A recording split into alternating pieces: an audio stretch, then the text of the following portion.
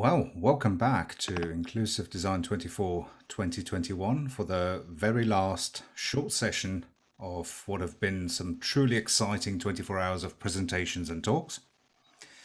Now, on behalf of the whole team here behind the scenes, I'd like to first of all take the opportunity to say a massive thank you to all our presenters and guest hosts that we've seen and heard throughout the day.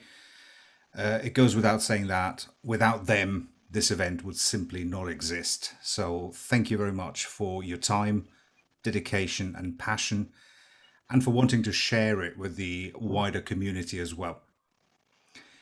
Inclusive Design 24 is a non-profit organization, and we're able to keep our conference free for all participants, to stream it live on YouTube and leave it available to everybody, to make sure all the talks are captioned in real time, and to offer all our presenters and guest hosts a little thank you for their time and effort, only because of the generosity of our supporters. So once more for this year, we'd like to thank our Platinum supporters, Adobe, TPGI Arc, Fable, and Intopia, our Gold supporter, Tetralogical, our Silver supporters, Center for Inclusive Design, Infoaxia, Intuit, Web Directions AAA Accessibility Conference, and our Bronze supporters, Adrian Rosselli LLC and CanAccess.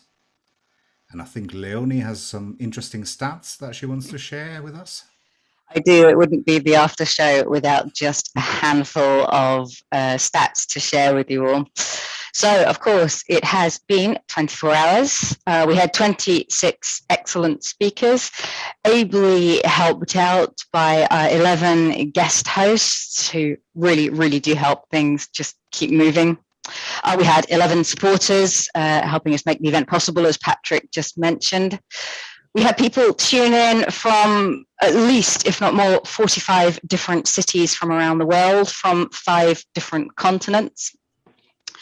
We had something in the region of 1,800 mentions of the ID24 hashtag. And at the most recent count, we got something in the region of 7,500 views for the talks today. And last, as they say, but by no means least, we have 8 very tired, but really quite happy crew. And thank you to all of you.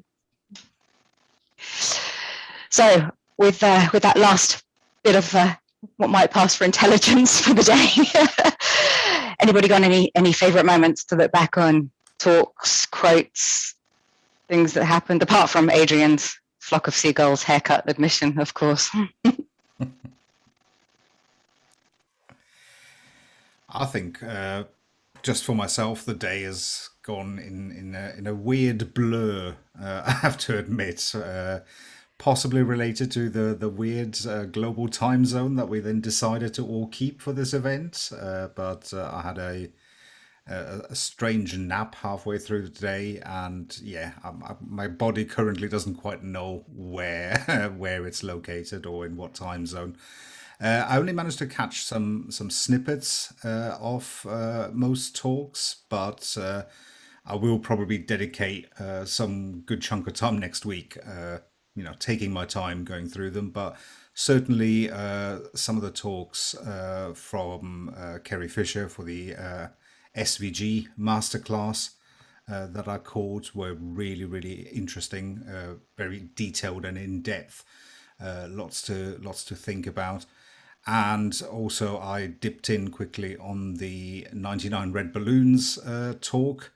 Again, loving the cultural references that we had throughout the day, and just the content was really solid on that one as well. So that was it for me, and the rest is all a blur.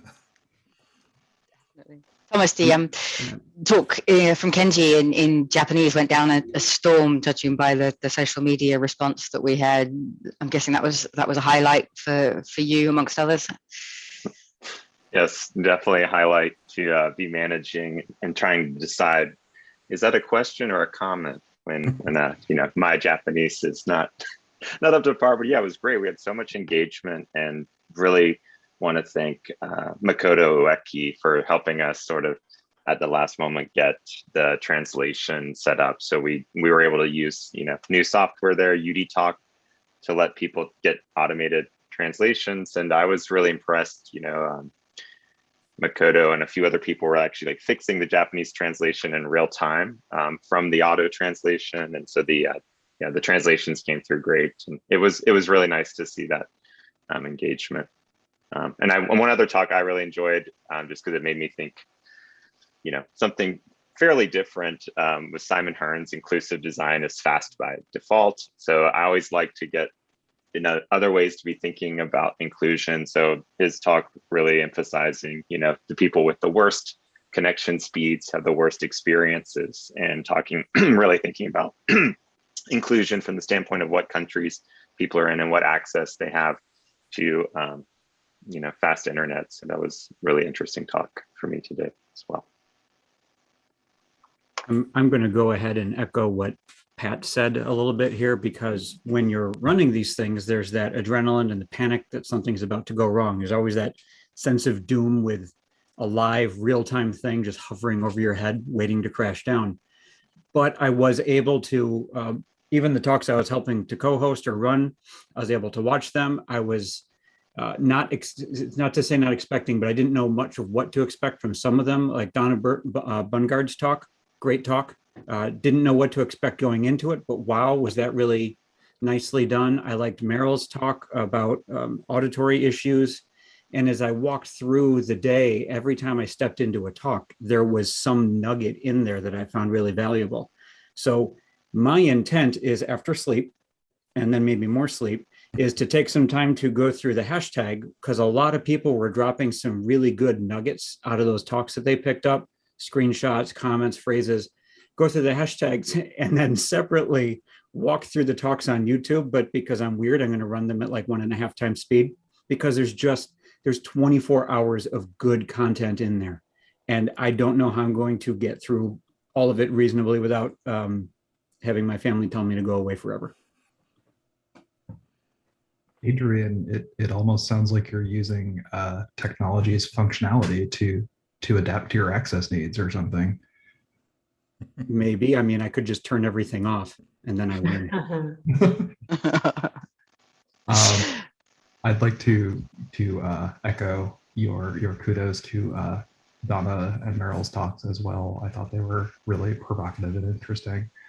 Also, Lee's talk about the there is no average person, just a really kind of holistic look at accessibility and inclusive design from a perspective that, I'm not used to seeing. It really kind of knocked my socks off. Yeah, I think that was a theme that came through quite a lot. I saw, I didn't catch it, but I saw a comment that was tweeted from Gareth Ford Williams that people are not edge cases, tasks and activities are edge cases. And that really seemed to resonate with me and a lot of people, judging by the tweet response that it got. Yeah, I think that's definitely a talk I'm going to go back and have a listen to. I mean, as you said, Adrian, there's so many, or all of them, that want to go back and listen through. But I did catch a couple of talks back to back, which was Paul Alexander on giving voices equity, and I really, really enjoyed that, because I just don't think that's enough. That it's just not enough of the conversation that we're having, which is we're designing, we're building solutions, but we should be doing that with people with disabilities, not for people with disabilities. And I think that's super important. And I really loved Robin Spinks and Sonali Rai on their storytelling with The Guardian and Google. I thought they nailed it in terms of the whole experience, whether it's the screen reader experience or the visual design as well. It all came together and it worked really well. And I think that's the thing that clients want to see. That's the thing that really brings accessibility and inclusion really up to date and something that they definitely would want to pursue. So that for me was a standout talk as well. Definitely. Hans, anything for you? I really liked Faith McGee's session about kind of getting a look under the hood at a big game company, about hiring practices and improving diversity and inclusivity there. I also really liked the just the fact that there was this translation service running throughout the entire conference. I initially thought that was just going to be for Kenji's session, but I had it open for all the 24 hours, and whenever I checked, it was still going. To translate in the captions into any language, I thought it was really awesome. Yeah, And that's pretty cool. yeah, the DevTech session I thought was extremely interesting as well, by Meryl. So all in all, I still have a few to catch up from the few hours that I was sleeping, but all in all, I don't think there was any bad session that I've seen so far. Sleep? You had sleep? That's outrageous. Ian, what about you? Final crew member. Well, I'd say I think we opened up with a bit of a bang. The Crystal Preston Watson talk was great. I particularly enjoyed it, I think, because I think I've been responsible for the tech side of things for the first session for the last few years, and sometimes that can be a little stressful. Last year is a notable example of that. So as well as actually being able to enjoy the talk, I think it's worth sort of mentioning how great I think the job that Patrick did behind the scenes to get it to the point where everything was smooth and easy to use. And finally, we can talk about that, because all the things that could go wrong have gone wrong. It was great, seeing that, carry on working, even though we had a different situation with Kenji's talk in Japanese. So yeah, it was actually quite a pleasure to be running the tech side of things this year, thanks to that preparation. Oh, it took us 8 years. We nailed down the technology this time. Well, awesome. Yep, I think we can all agree that it's been an amazing event this year.